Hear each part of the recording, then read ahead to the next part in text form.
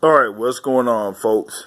We got this video here as a special off-the-cuff type of video. And what this video is going to be about is debunking a few things about a fighter that had been talked about over the past 6 months or so.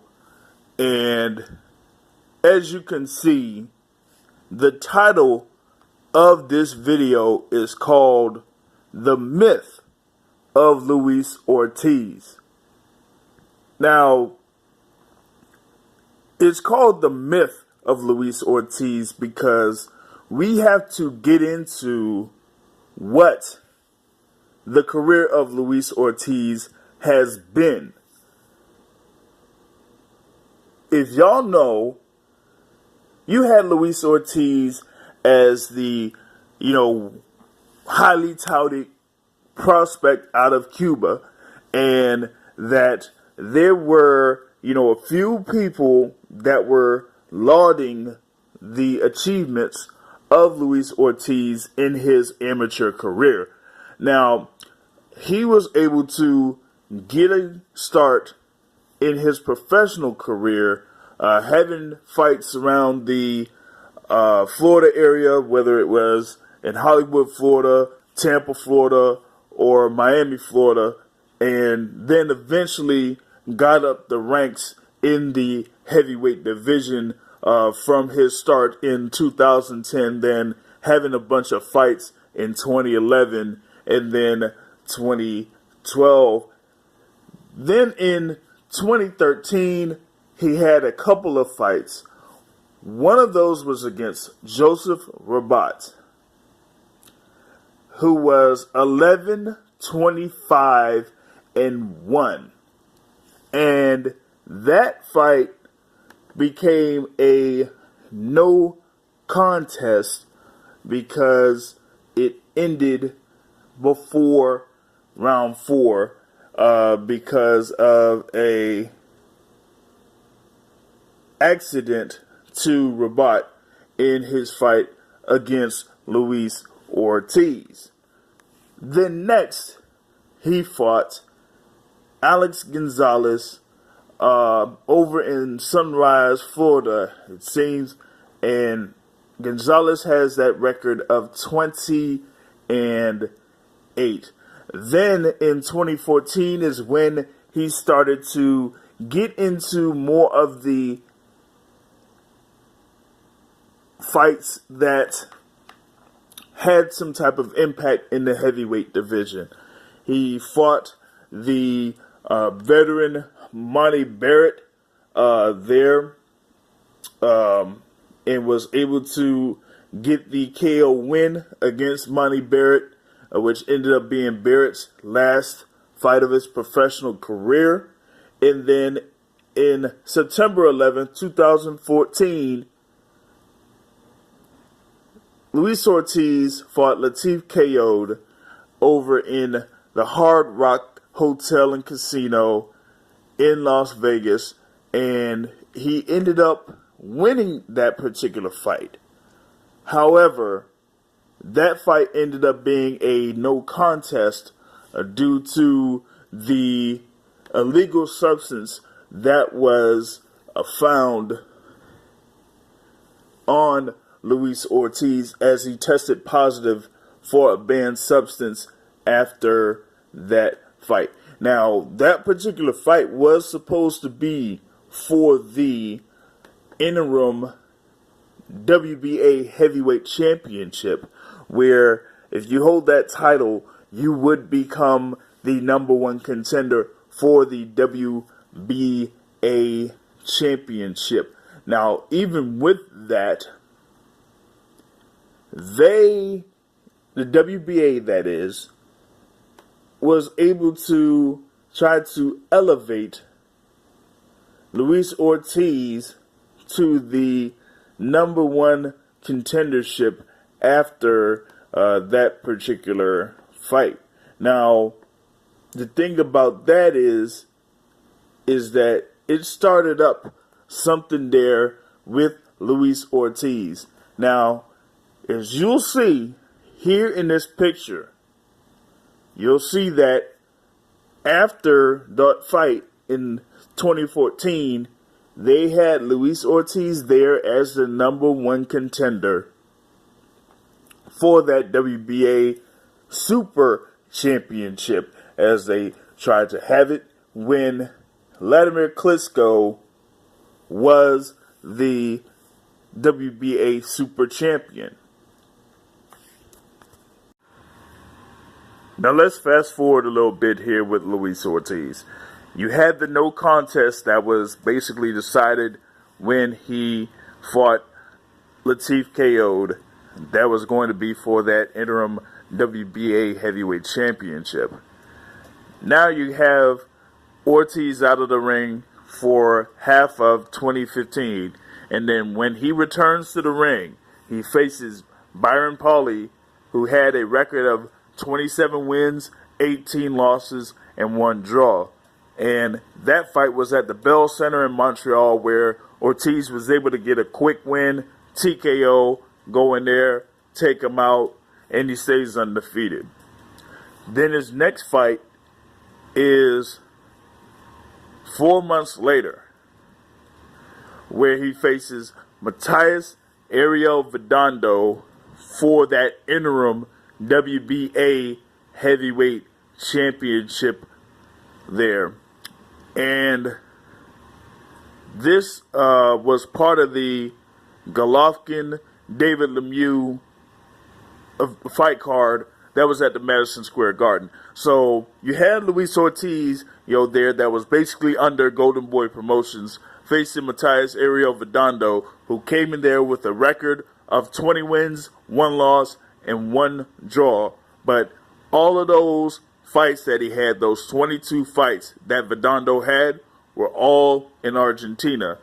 Now, I'm not necessarily sure who they have out there in Argentina that could really fight in the squared circle, but the one loss that Vidando had was against a guy that didn't really have much of a record at all. He only was in his 10th professional fight when he fought Matthias Vidando, and that guy's name was Arenu Beto Costa Jr. And Costa basically had Vidando quit on the stool. And that was Vidando's single loss before he went up and fought Luis Ortiz.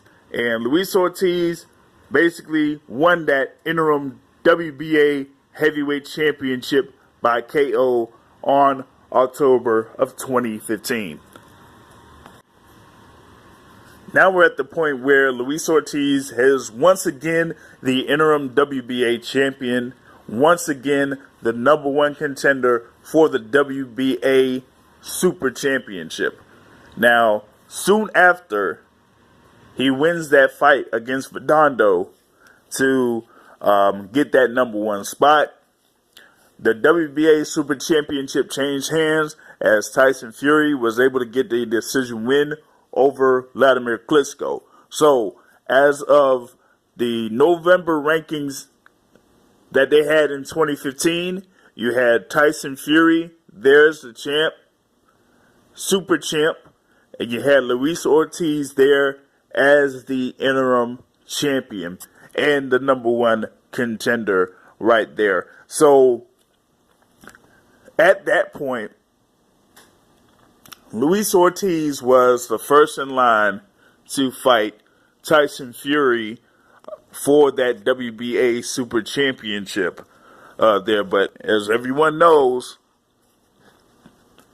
Tyson Fury, after getting that win over Vladimir Klitschko, was scheduled to fight Vladimir Klitschko again in a rematch for the WBA and WBO and IBO heavyweight championships, since the IBF championship that Tyson Fury won was stripped pretty much in under 2 weeks there. So That's what you have there. Now, Luis Ortiz, from that point on, had been the number one contender for the WBA Heavyweight Championship.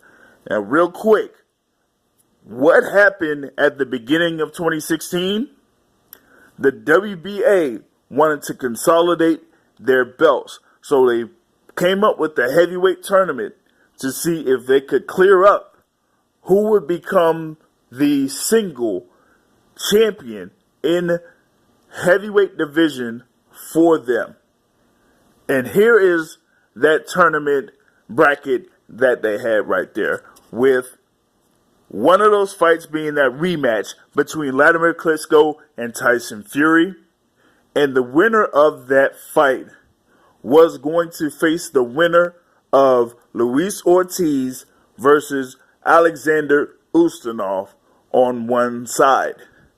The other side, you had Frederick Kendo with a bye, as he was going to wait for the winner of Lucas Brown and Ruslan Chagayev. Now, within that tournament, the first fight that took place was the Brown-Chagayev fight, as Lucas Brown was able to get the win. Now, on that same day, Luis Ortiz had a fight that was at the D.C. Armory in Washington, D.C., where Luis Ortiz was going to fight Tony Thompson.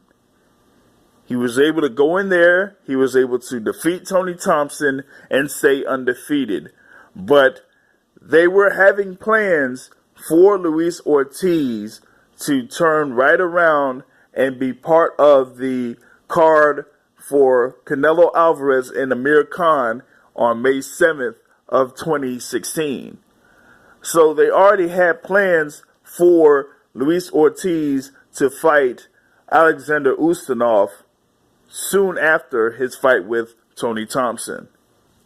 Now, those plans for Luis Ortiz to fight Alexander Ustinov in that May card for Canelo Alvarez and Amir Khan got scrapped because of some contractual issues. So you had that first attempt to have that Luis Ortiz Alexander Ustinov fight to go down, with the winner to fight the winner of that rematch between Vladimir Klitschko and Tyson Fury in that WBA tournament. Now, remember, when Luis Ortiz was with Golden Boy Promotions, you had Oscar De La Hoya basically say that Luis Ortiz was an avoided fighter in the heavyweight division, that he was the boogeyman of the heavyweight division. Oh, nobody wants to fight Luis Ortiz. He is just too skilled and too powerful for all of these guys, and he is the boogeyman of the heavyweight division.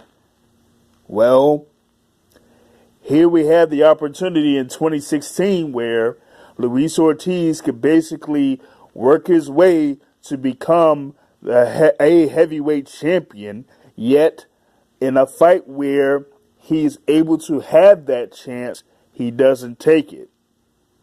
That opportunity goes by. The year 2016 goes on, and we eventually find out that Tyson Fury is unable to defend the titles that he has. So that means the WBA heavyweight quote-unquote super championship is vacant.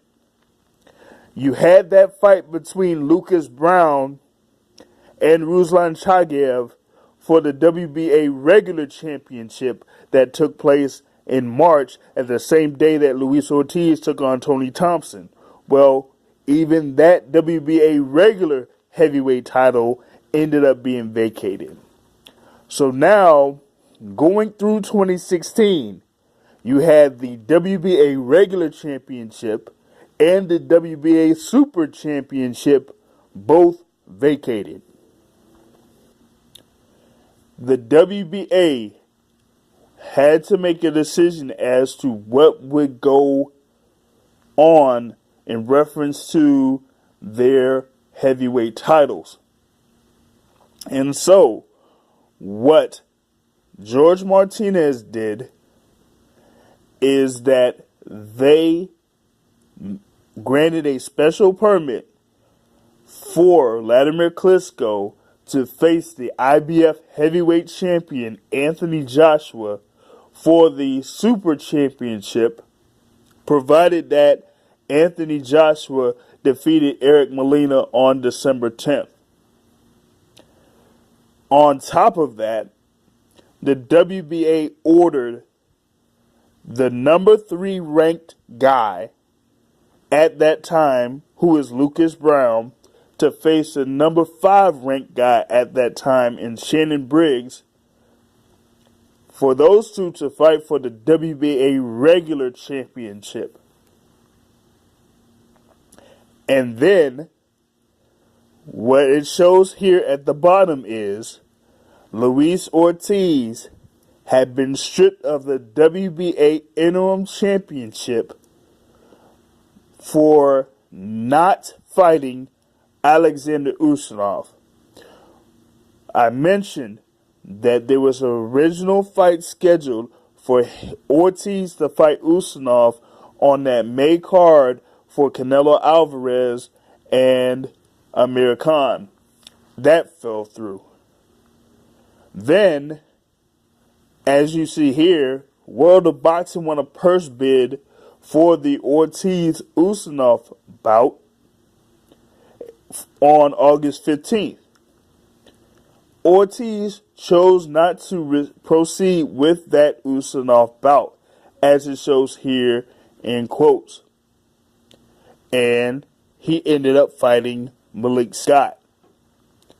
That ended up being on November 12th of 2016. Now, you look at the rankings during this time. You have Luis Ortiz there, still at number 1, stripped of the interim title, but still at number 1. You have Vladimir Klitschko at number 2. And remember, the WBA ordered number 3 Lucas Brown to face number 5 Shannon Briggs for that regular championship. Now, with Luis Ortiz ranked number 1 and Vladimir Klitschko ranked number 2 in the WBA rankings, you would think that they would have Luis Ortiz versus Vladimir Klitschko for a vacant championship. Now, you would think that Luis Ortiz or his managers or his promoters would have said, hold up a second, what's going on here? Why aren't we fighting for either one of these belts? Well, as far as I know, that never happened.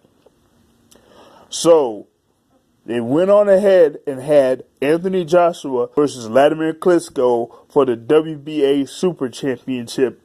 And the whole thing with Lucas Brown and Shannon Briggs ended up falling through because of, positive tests and all that other stuff. Right? Okay. So, whatever happened to Luis Ortiz and his team saying, hold up, wait a minute, I'm still the number 1 contender. I should be fighting for a world title. Why have y'all ordered for these other people to fight for titles, but didn't order for me to fight any one of those guys for the title? So the end of 2016 passes by, and you have Luis Ortiz right there going up against Malik Scott on November 12th of 2016, more than 8 months after his fight with Tony Thompson over in the DC Armory, and after the 2 failed attempts for Luis Ortiz to fight Alexander Usanov for a solidified spot to fight for the WBA championship. Now, the whole thing with the tournament had fallen apart, pretty much. So now 2017 comes along. Now you have the fight between Anthony Joshua and Vladimir Klitschko for the IBF Heavyweight Championship and the WBA Heavyweight Super Championship, with Anthony Joshua defeating Vladimir Klitschko. And so, while that was happening in the process, Luis Ortiz was scheduled to fight someone, but ended up backing out of that particular fight due to injury. But when you have Anthony Joshua defeating Vladimir Klitschko for that WBA Super Championship, that meant that Joshua had two mandatories to honor. First up was the IBF Championship, as he had won it a full year before and had not obligated his mandatory. So the IBF made that decision to where he had to fight his mandatory next after fighting Vladimir Klitschko for the IBF and WBA Super Championships. So even with Luis Ortiz there, that still held that number one position in the WBA like he has held for year after year after year, this time he was going to have to wait. He was going to be second in line, but they didn't like it.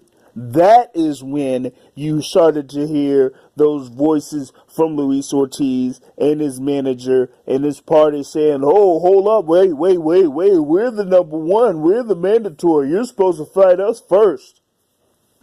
The only reason that people are out there claiming that Luis Ortiz was being ducked by Anthony Joshua is because Joshua had two belts that he had to defend instead of one. But we all knew that he had the IBF mandatory to honor or be stripped of that IBF title. And if y'all forgot, the IBF championship was held by Tyson Fury after defeating the long-standing heavyweight champion Vladimir Klitschko, and it only took less than 2 weeks for the IBF to strip Tyson Fury just because he would not fight Vyacheslav Glasgow. Once again, Tyson Fury beats Vladimir Klitschko, who had been a champion and held a belt for 11 years or so. And the IBF still stripped Fury, even though he had a rematch scheduled with Vladimir Klitschko, just because he would not fight Vyacheslav Glasgow. Now, with that being known, what makes you think that the IBF would not have stripped Anthony Joshua for not fighting Kubrat Pulev, who was the highest ranked contender at the time for the IBF title? See, Joshua wanted to honor his mandatories in order, and so that's what he was going to do. He was going to fight Pulev first, then he was going to fight Luis Ortiz. There was nothing that said that he did not want to fight Luis Ortiz.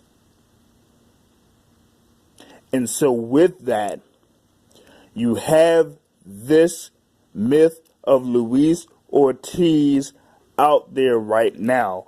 Even though Ortiz as a whole really had fought Bryant Jennings and Malik Scott, and that's pretty much it when it comes to his entire professional career up to the point where he fought Deontay Wilder on March over in the Barclays Center of this year.